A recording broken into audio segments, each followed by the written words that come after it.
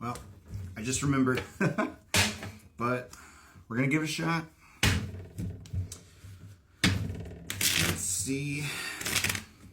Since we don't have a subject matter, I'm just going to see what comes out.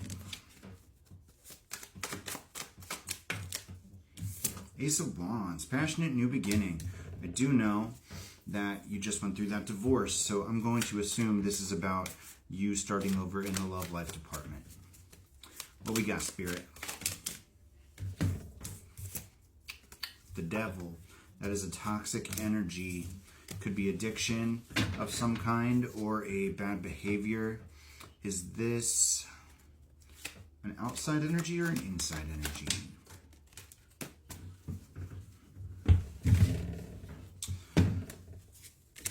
Confirm. So it looks like this was an outside energy, some kind of negative influence. Was it an addiction from somebody else? No. A karmic cycle, a soul tie.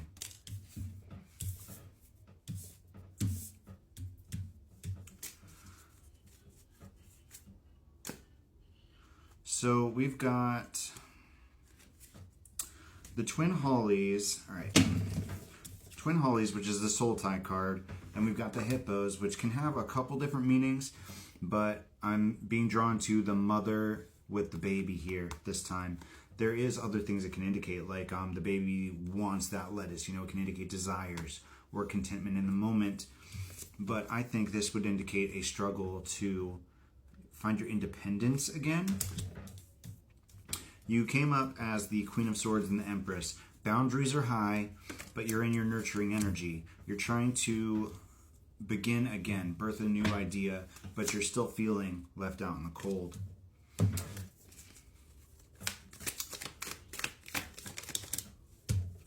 But you've got a decision to make. There's two roads ahead, and it looks like it's regarding this passionate new beginning. I think... Does this have to do with keeping that energy in your life? Wisdom and discernment. I think you need to really look at this situation and decide if it's good for you. Having somebody in your life that can disrupt your peace. Because that's what this is. This is the Heron. It's peace, tranquility, your abilities. Which I'm not sure we've talked about any of your abilities that you might have yet.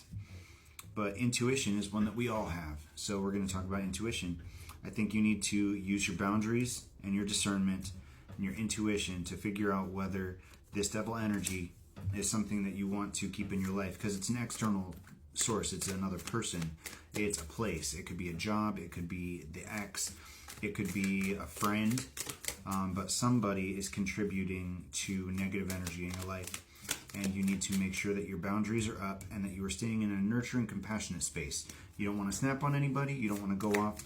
But you do need to assert boundaries and have a plan for how you're going to have your interactions with that person. This soul tie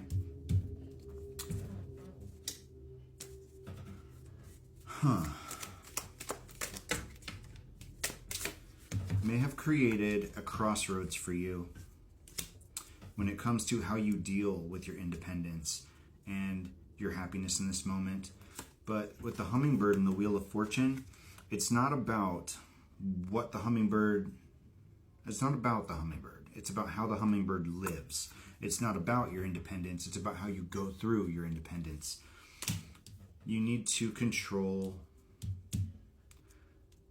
how you feel about being independent. Because you can feel lonely, you can feel left out in the cold, or you can make the decision to take the wheel and put it in your own hands. Take control of your destiny and decide what kind of energy you want to live in. The mirror lined up with the horned owl and the heron. And this King of Swords lined up with the Four of Swords and the eclipse. I think this King of Swords is a match for you. Is it a new person? Yeah, I think it's a new person. Once you can free yourself from whatever this devil energy is and move forward after a period of rest, you should hit a juncture, a turning point where you're healing and your life enters flow state. And after you rise above those problems, this counterpart can come in. What's standing in the way, Spirit? The Hermit, isolation and introspection.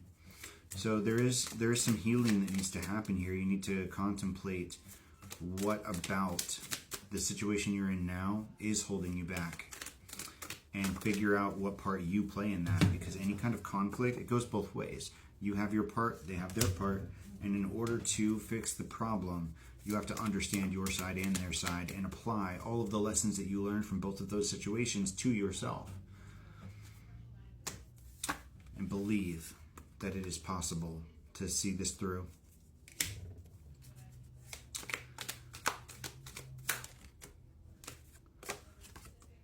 But you won't lose as long as, like I was saying in the last one, you remain humble, you move forward in faith, and you simply make sure that your mentality is positive. You're listening to your spirit team and not taking advice from any old Joe on the street. Because at the end of the day, temperance, finding balance and transformation in your own life is something that only you can do. And it's good to take other people's opinions and consider them and learn lessons from them where you can. But at the end of the day, Emperor, I think this is actually you stepping into your masculine energy, your go-getter attitude, because we all have feminine and masculine energies in us, right? So even though you might be in a state of nurture and compassion, in order to hit alignment, you need to incorporate masculine energy too. You have to be willing to step outside of your comfort zone and do something different. And understand that you will be walking the right path. You will be on the road to success as long as you are consistently taking action towards your goals. You will find justice. And that could come in the form of a counterpart, but I think the bigger thing here is cycle completion. I think that the biggest thing that you need to worry about right now is successfully leaving whatever toxic energy is in your life in the past. Because that awakening, that hope, that renewal that will come from that exit in your life, it's going to be liberation, total freedom. And I don't know what that is for you. It could be, like I said, it could be a job. It could be a friend that's giving you bad advice. It could be financial ties to somebody, or it looks like maybe somebody that was lying to you, or somebody that you're connected to that you need to disconnect from. It could be in a relationship, it could not be. But you need to do it with unconditional love. You need to stay in your open heart space as you disconnect and start this new beginning with confidence. There's going to be hard days. There always will be. But your wish fulfillment lies at the other end of these challenges. Man, again, your inspiration to achieve your goals will lead to optimism, hope, and happiness. But don't get lost in the options. Dream big, but take realistic steps. What's a good example? Like the planks. You don't start with 2 minutes, or like even with the crunches. I'm doing 100 crunches a day at this point, but I didn't start doing 100 crunches a day. I started just trying to complete 20 crunches in a day, no matter what that looked like. You know what I mean? And like you build up. However small you need to start. I think it was Jordan Peterson said that like if you are so overwhelmed that you can't clean out a single drawer in your house, just walk up to the drawer and look at it and make a plan. Think about how you would clean it out. Decide what you would do with the pieces that you see. Take whatever small manageable chunk you can mentally grasp and use that as a jumping point. And you might have to build up to it, but you step into your go-getter attitude, you take passionate action towards the things you want, and do it one step at a time. It will lead to celebration, friendship, and happiness. I hope that helped.